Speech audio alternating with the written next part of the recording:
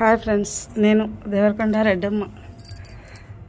నిన్న మార్నింగ్ ఆదివారం నెందలూరుకి వెళ్ళినాను.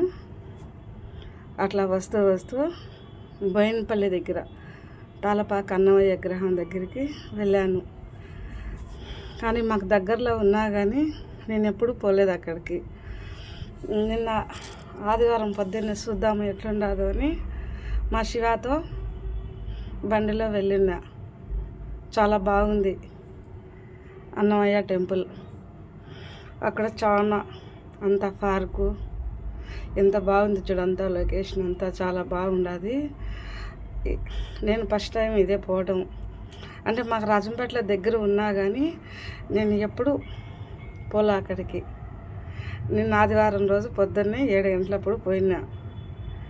అట్లా ఊరికే ఎంత బాగుందంటే అంత బాగుండదు చూడండి. ఎంత అన్నమయ్య స్వామి విగ్రహము అక్కడ అది బోయినపల్లి అన్నమాచారి కాలేజీ పక్కనే ఉండేది.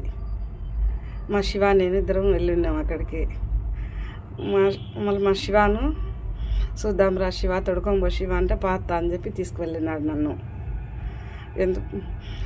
మాకు రాజంపేటలో మీరు కూడా చూడాలంటే ఫ్రెండ్స్ ఎప్పుడన్నా బోయినపల్లి దగ్గర ఆగి చూసి అండి, ఎంత హైట్ ఉండదు చూడండి, భలే బాగుంటుంది స్వామి విగ్రహము.